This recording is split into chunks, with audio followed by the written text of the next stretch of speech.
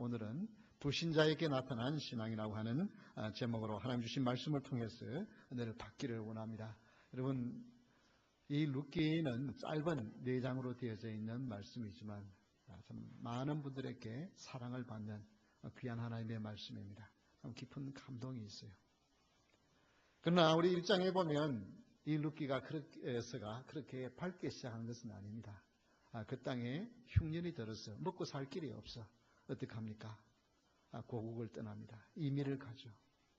주인 다나 모압으로 이민을 갔지만은 그 땅에서 잘 먹고 잘 사는 것이 아니라 남편 죽고 2 아들마저 죽어버리는 그런 끔찍한 상황에서 이 룻기서는 시작을 합니다. 그러나 그 가운데 나오미와 그 며느리 룻의 그 풋풋한 사랑, 참 감동적인 사랑의 이야기가 오늘 본문에 나옵니다.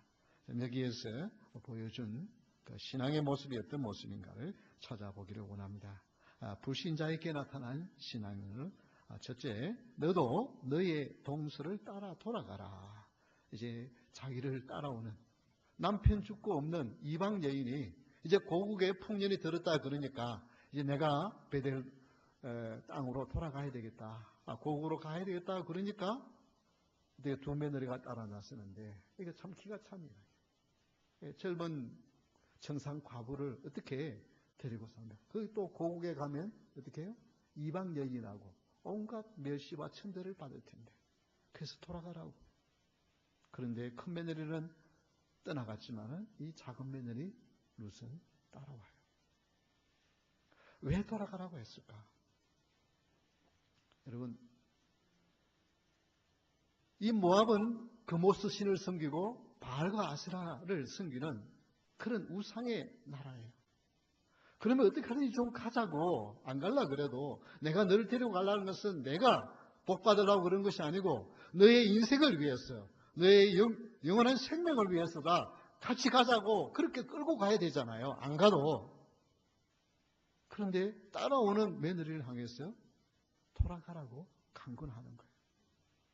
왜 이렇게 합니까? 이것은 신앙은 자원하는 신앙이 돼요. 다 같이 한번 따라 합시다. 자원하는 신앙. 예, 자원하는 신앙이 있어요. 신앙은 억지가 되어서는 아니 됩니다. 내 마음의 결정과 결단으로 따라가는 것. 이것이 신앙이라는 거예요.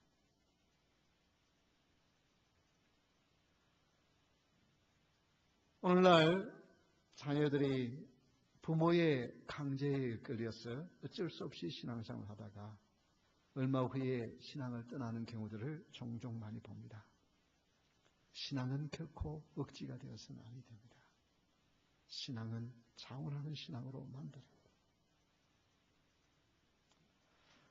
여기서 나오미가 룻을 향하여 돌아가라고 하는 것은 돌아가도 좋다, 돌아가라 그런 의미보다는 내 마음속에 정말 내가 여호와 하나님을 섬기고자 하는 자원하는 마음이 있느냐, 그걸 지금 보고 싶어 하는 것입니다.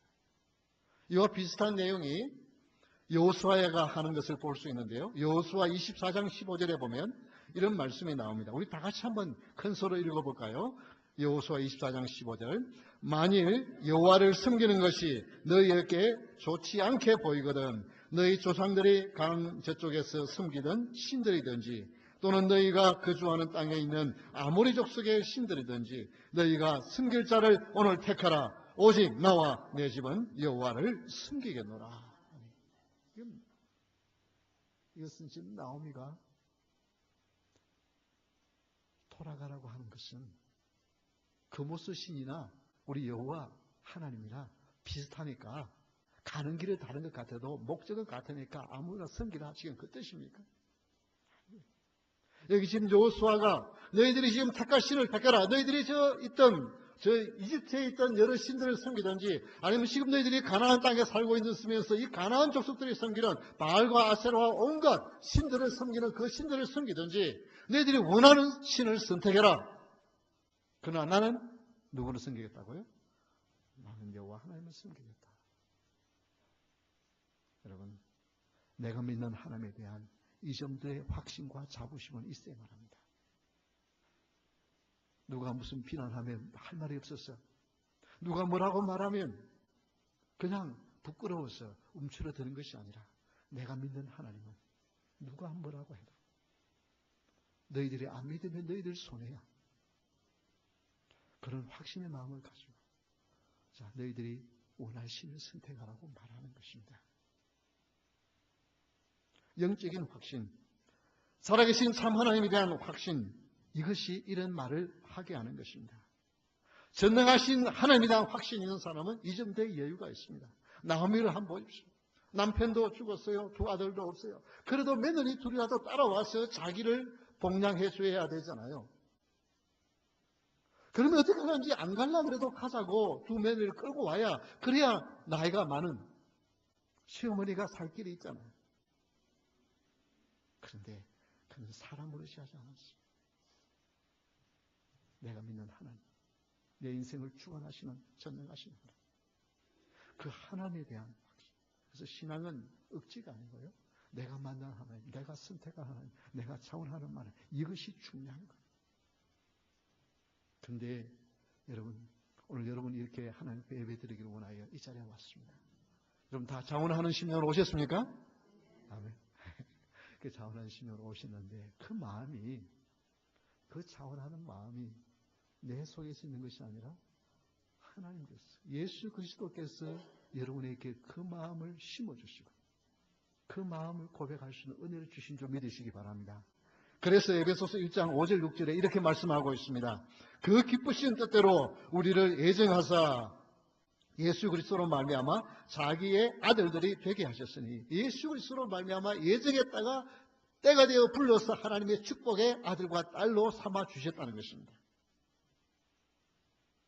이는 그가 사랑하시는 자 안에서 우리에게 거저 주시는 바 그의 은혜의 영광을 찬송하게 하려는 것이다. 바로 이것이 하나님께서 여러분을 그런 선택해 주셔서 때가 되면 불러주었는데 그 부르심에 감사해서 여러분이 나도 주님 사랑합니다, 나도 주님을 섬기겠습니다 하고 여러분이 자원하는 심령으로 선택해야 할 때 여기에 놀라운 은혜와 축복이 임할 줄 믿으시기 바랍니다.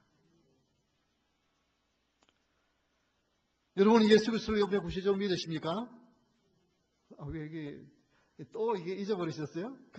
여러분이 예수님을 옆에 구시죠 믿으십니까? 예. 그럼 제가 100번을 물어도 1000번을 물어도 아멘 큰 소리로 대답해요. 이거는 굉장히 중요한 것입니다. 입으로 신하여 구원에 이른다고 그랬습니다. 여러분 이것은 여러분 대답을 크게 하시죠. 예수님은 너무나도 사랑스러운 거예요. 그런데 여러분 그렇게 믿게 된 이것이 여러분의 자원하는 결단인 것 같은데 그 마음이 일어나도록 창세전에 우리 주님께서 선택하시고 때가 되어서 불러 하나님의 자녀로 고백할 수 있는 은혜를 주신 줄 믿으시기 바랍니다. 이게 아름다운 조화예요. 여호와 하나님, 유일하신 하나님, 그 하나님의 아들 예수 그리스도께서 나를 위하여 십자가에 돌아가시고 나를 위하여 부활의 소망을 통하여 부활의 능력을 우리에게 허락해 주셨어요. 부활의 심령을 가지고 죽은 자로 살지 않냐고 살아있는 자로 당당하게 살 수 있도록 하신 이것은 하나님의 은혜인 것입니다. 이 자녀들이 고등학교를 마치면 이제 대학을 가게 되면 대부분의 자녀들이 적어도 70% 이상의 자녀들이 신앙에서 떠나서 세상에 나가. 왜 그럴까요? 대학 교수들이 너무나도 리버럴해요. 너무나도 자유분방. 이 참 사탄이요. 얼마나 교활한지요. 하여튼 이 사회를 태평화시키는데 가장 앞장서긴 누가 가장 영향력이 있어요? 교사예요. 그래서 미국의 노조 중에서 가장 자유스러운, 가장 리버럴한 노조가 교사 노조예요. 그래서 거기서 동성애를 아이들, 초등학교 학생들한테부터 동성애를 가르친다니까요. 동성애가 뭔지에 대해 가르치도록 법으로 만든다니까요. 이게 누가 하는 짓이냐면 노조들이 하는 거예요. 그런 분위기에서 아이들이 공부를 하니까 그래도 고등학교 때까지는 그래도 부모 따라서 안 가면 야단치니까 자는 아이 깨워가지고 가니까 억지로 따라다니는데 이제 대학 가면은 그렇게 할 사람이 없어. 그러니까 내 마음대로 없어. 여러분, 그런 참 엄청난 영향이 있습니다. 그러나 그것보다도 더 큰 이유가 있습니다. 그것은 자기가 그런 주위의 리버럴한 사상의 영향을 받아서가 아니라 본인이 예수님을 개인적으로 만난 경험이었고, 내가 예수님을 선택한, 신앙을 선택한, 자원하여 선택한 이 자원의 신앙의 경험이 없기 때문인 것입니다. 그저 부모가 가자니까 가고, 그리고 가다 보니까 습관적으로 가게 되어졌지만은 내가 예수님을 인격적으로 만난 체험이 없기 때문에 그런 거예요. 왜 그럴까요? 왜 이렇게 인격적으로 만난 체험이 없을까요? 여러 가지 이유가 있지만은 그 중에 가장 큰 이유 중에 하나가 부모가 하나님을 보여주지 못한 거예요. 부모가 하나님을 보여주지 못한 거예요. 여기 한번 보십시오. 나오미가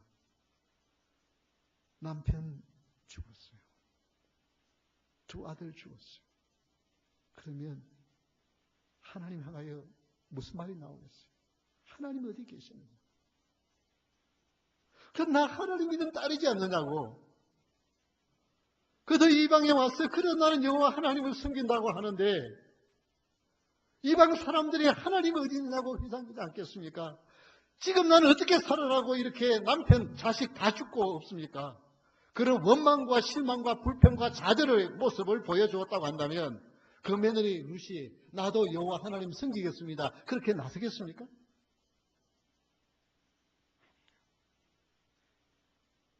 남편 죽어도 자식 다 죽어도 나는 여호와 하나님 섬기는 이 믿음은 흔들리지 않는다고 하는 그 모습을 보여주었기 때문에 이방인 루시의 여인, 이방인 여인 루시, 나도 어머니의 섬기는 하나님, 나도 섬기겠습니다. 그게 나오는 거예요. 아무리 입으로 말해도요, 그게 안 되는 거예요. 왜 우리 자녀들이 예수님을 인격적으로 만나고 살신 하나님에 대해서 만나지 못하는 경우가 많으냐 하면은 여러 가지 이유가 있지만은 그것이 지금 부모의 책임이 클 수도 있어요. 왜냐하면 교회에서 보이는 부모님의 모습과 집에서 보이는 부모의 모습이 너무 차이가 나기 때문에. 특히 목회자의 자녀들이나 교회 중직자의 자녀들이 그런 충격을 받을 수 있어요. 교회에서는 거룩한 목사님인데 집에 와서는 그게 아니에요. 교회에서는 정말 믿음이 있는 장로님 권사님인데 집에서는 그게 아닐 때 얼마나 충격을 받았어요. 정말 하나님 살아계실까?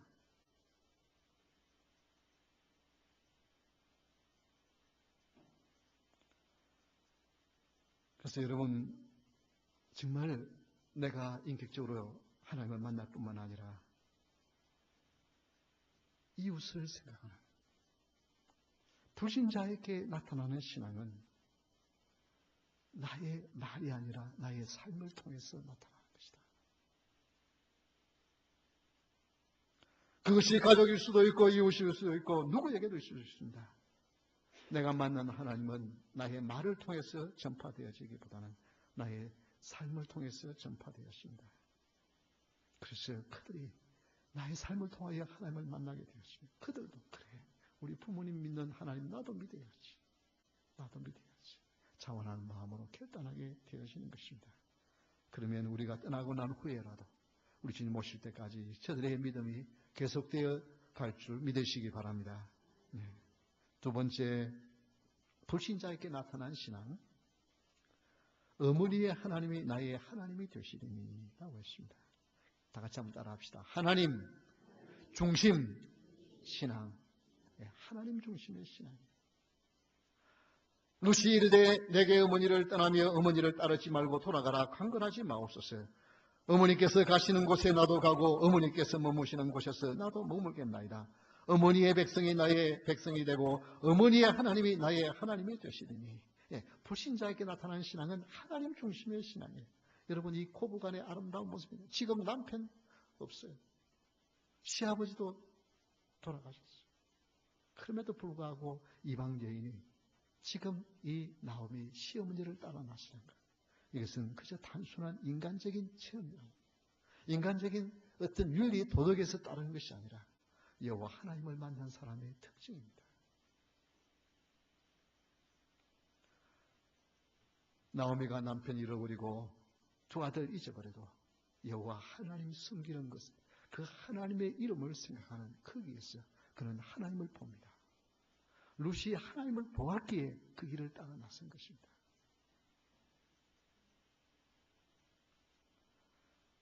우리는 어려울 때도 하나님을 보여줘야 하고 잘 될 때도 하나님 보여줘야만 합니다.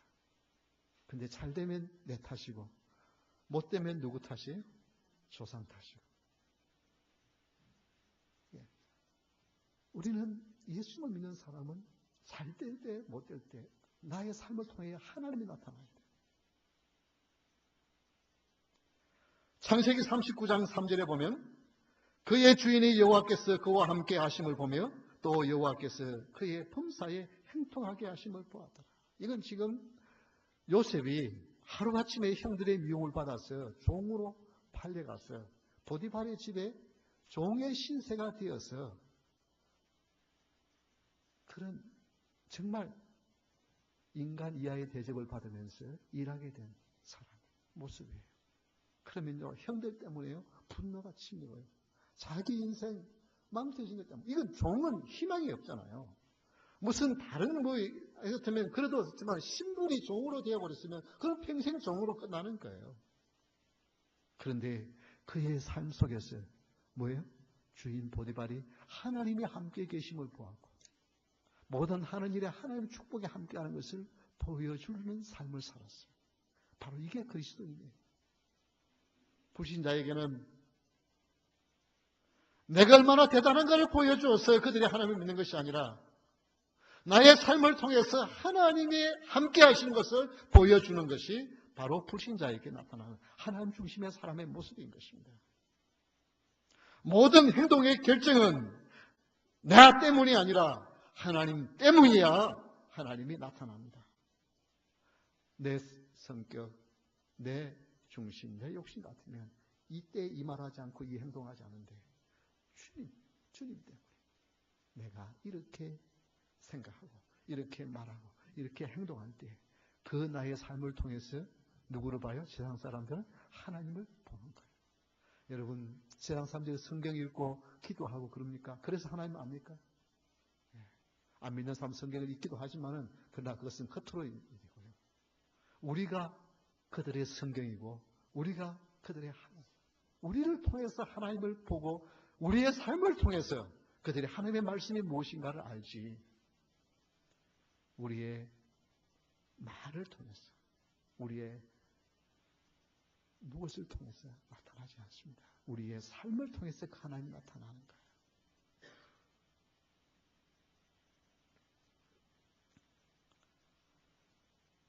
여러분의 마음속에 예수님을 주인으로 모시며 그 예수님 때문에 말하고 행동하면 우리의 삶 속에서 부족하지만 우리 하나님이 드러나실 줄 믿으시기 바랍니다. 이렇게 할 때 우리 하나님의 은혜를 주세요. 빌립보서 4장 19절 20절에 보면 나의 하나님이 그리스도 예수 안에서 영광 가운데 그 풍성한 대로 너희 모든 쓸 것을 채우시리라. 이렇게 하나님 중심으로 결정하면 내 이익이나 내 유익에 앞장서지 아니하고 하나님이 원하시는 것을 선택하면 하나님이 필요를 따라서 여러분에게 이 땅에 필요한 것 풍성하게 주실 줄 믿으시기 바랍니다. 세상의 것을 따라가서 얻으면 그는 나에게 재앙이 되어집니다. 그러나 하나님이 원하시는 길을 가다가 하나님이 주신 것은 재앙이 아니라 축복이 될 줄 믿으시기 바랍니다. 하나님 곧 우리 아버지께 세세 무궁토록 영광을 돌리릴지어다. 그렇습니다. 예수 그리스도 때문에 나의 삶을 통해 하나님이 드러나기를 원합니다. 하나님 중심으로 말하고 선택하면 나의 이 삶을 통하여 하나님이 때로는 예수님 때문에 손해보면 이 말을 쉽게 표현하면 내가 나 때문에 손해보면 내가 채워주마 그 말씀이에요. 내가 채워주마. 불신자들은 이것을 통해서 하나님을 봐요. 근데 예수 믿는다고 하면서 세상 사람보다 더 욕심 부리고 더 이기적이고 더 자기중심적이면 세상 사람들이 나도 하나님, 그 하나님 믿고 싶던 마음이 생기겠습니까?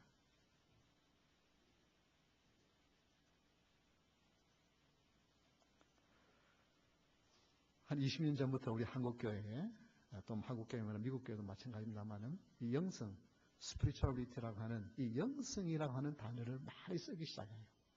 영성이 뭐냐?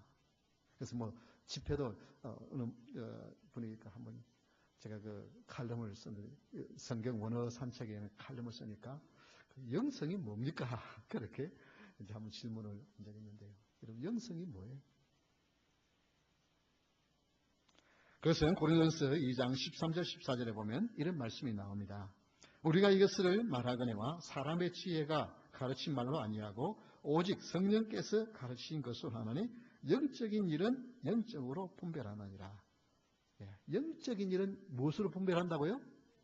영적으로 분별한다. 영적인 일을 이해할 수 있는 것이 바로 영성입니다.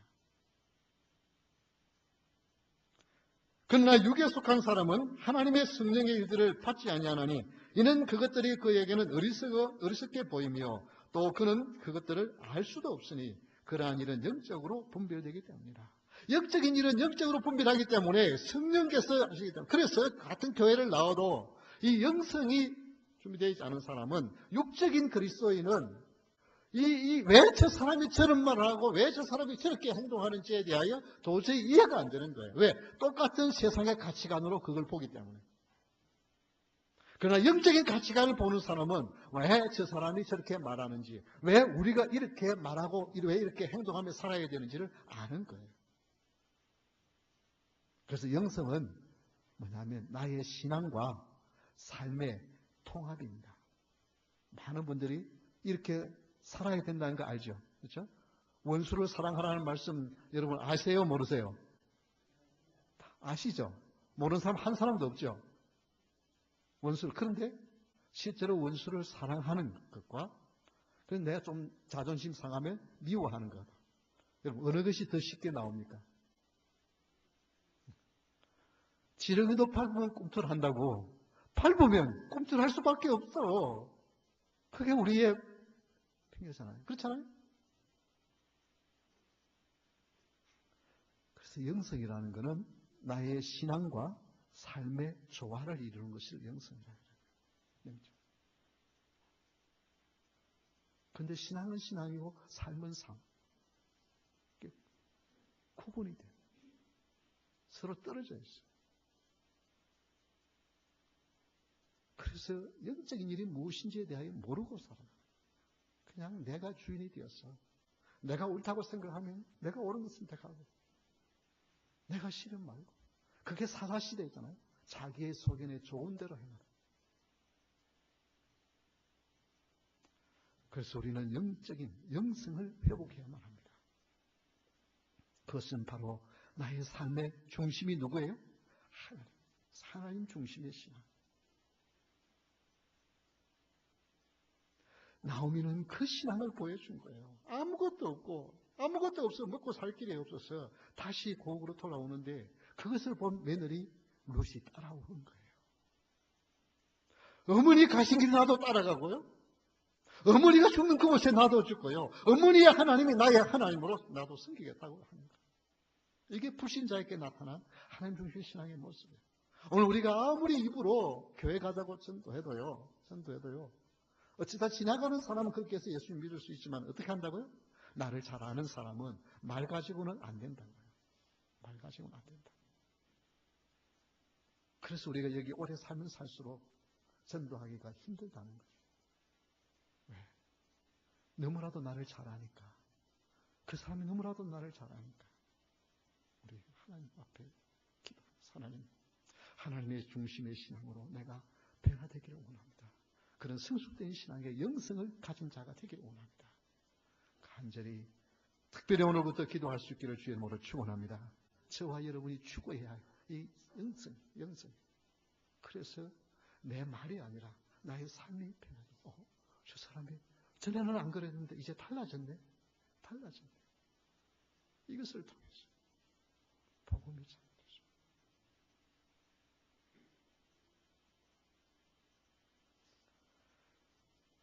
세 번째, 불신자에게 나타난 신앙. 나도 죽어 거기 묻힐 것이라. 다 같이 한번 따라합시다. 결단의 신앙. 첫 번째는 뭐였어요? 자원하는 신앙. 두 번째는요, 하나님 중심의 신앙. 세 번째는요, 결단의 신앙. 다른 거 다 잊어버리고 이 세 가지는 그래도 기억하고 가야 되잖아요. 그렇죠? 이 결단은 뭐예요? 결단은 뭐 할 때 결단하는 거예요? 사실 생명에 대한 결단. 목숨을 걸어요. 살아계신 하나님에 대해서 확신 있는 사람, 내 신앙생활은 사활을 걸어야 됩니다. 생명을 걸어야 됩니다. 그런데요, 많은 분들이 사람 때문에, 형편 때문에 흔들리죠. 아닙니다. 생명을 건 사람은 주위의 어떤 행동과 상황, 어떤 사람 때문에도 흔들리지 않습니다. 그러니까 내가 누구 때문에 내가 신앙생활 못하겠다. 누구 때문에 나는 교회 가기 싫다. 이거는 뭐예요? 아직도 살아계신 하나님 앞에 내가 아직 확실한 결단하지 못했다고 하는 증거를 말하는 것입니다. 사람이 중요하지 않아요. 하나님 앞에 내 생명을 건 사람은 주위의 모든 환경과 아무런 상관이 없이 하나님 따라가는 거예요. 룻은 이방 여인으로서의 결단을 합니다. 이 결단이요, 정말 그저 한 과부가, 정상 과부가 믿음의 결단을 한 것으로서, 그래서 그 뒤에 그냥 부자로서 잘 살다가 죽었다, 그 이야기가 아닙니다. 그는 다윗의 4대 할머니가 되어지고요, 예수님의 족보에 오르는 축복의 힘이 되었습니다. 한 사람이 결단하니까 이방 여인이 예수님의 족보에 오르는 놀라운 축복으로 바뀌어가요.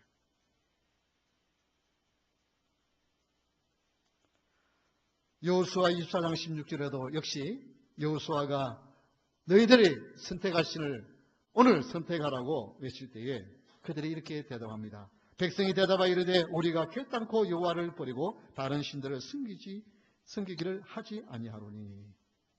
결단코 우리가 다른 신을 섬기기를 하지 아니하노니, 이렇게 말합니다. 그 말대로 그들이 살았을 때는, 그 일들을 경험했던 자들은 하나님을 섬겼다고 기록하고 있습니다.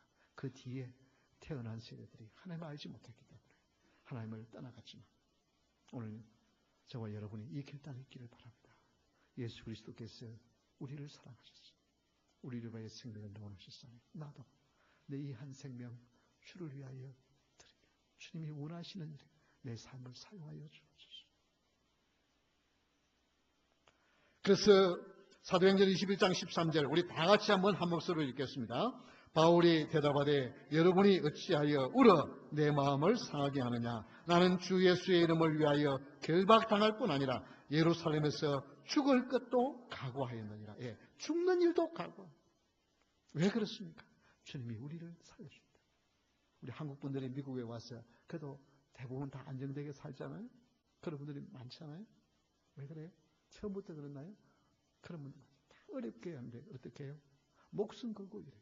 우범 지역에 막 이 총이 그냥 총알이 날아오고 그냥 목에다가 총 갖다 대고 이런데도 그래도 거기서 어떻게 해요? 계속 장사를 하면서. 그래서 어떻게 해요?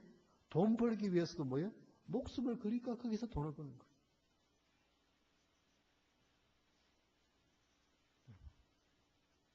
돈을 벌기 위해서도 목숨을 거니까 거기에 사람이 성공하는데, 우리가 신앙생활, 영원한 생명을 좌지우지하는, 영원한 행복이냐 영원한 멸망을 선택하는 이 신앙의 문제, 취미로 할 수 되겠습니까? 신앙은 결코 취미가 아닙니다. 목숨을 걸어야만 합니다. 목숨을 건 결단이 인생을 바꿉니다.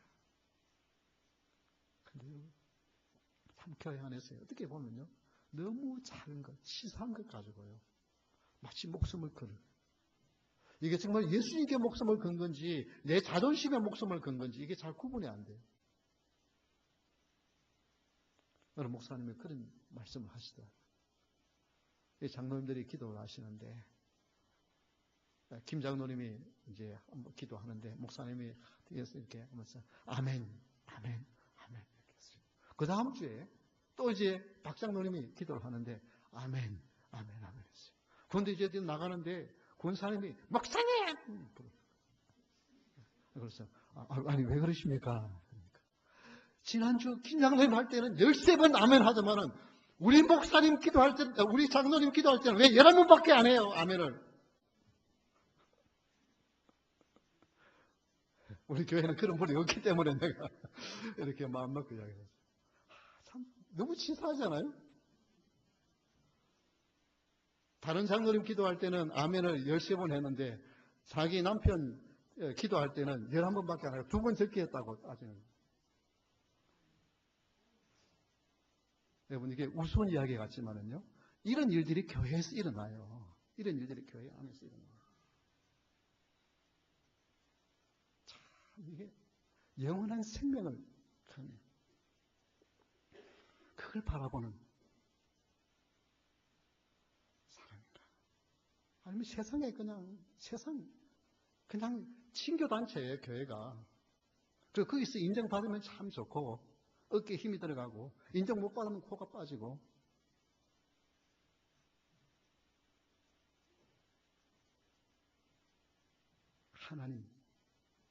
하나님 앞에서 우리의 생명의 근자로서 살아가는 저와 여러분 될 수 있기를 주의 이름으로 축원합니다. 이제 우리 4월 한 달 동안 정말 나의 이 신앙이 그냥 나 앞에서가 아니라 불신자들에게 내가 어떻게 비춰줄 건가를 생각하는 그런 마음을 가지고 정말 하나님 나의 삶을 통해서 올해 꼭 한 명 이상은 내가 전도하기를 원하는데 하나님 그런 대상을 선정할 수 있기를 원합니다. 정말 여러분 심각한 마음을 가지고 기도하면서 한번 전도 대상자 조금 더 어려운 태신자를 한번 선정하기 위해서 4월 한 달 동안 기도할 수 있기를 바랍니다. 그래서 우리 7월 달에는 정말 내가 그동안 기도했던 분들을 이렇게 하나님 앞에 나와서 하나님께 영광 돌릴 수 있는 그런 귀한 시간 될 수 있도록 지금까지 나의 신앙이 이제는 다른 사람에게 나이가 어떻게 비출까를 생각하면서 한번 주님 앞에 나갈 수 있는 그런 귀한 시간 되기를 바랍니다. 우리 다 같이 일어서서 기도하겠습니다. 하나님 앞에 기도하면서 하나님 나의 이 신앙이 다른 사람 주위에 덴부에 있는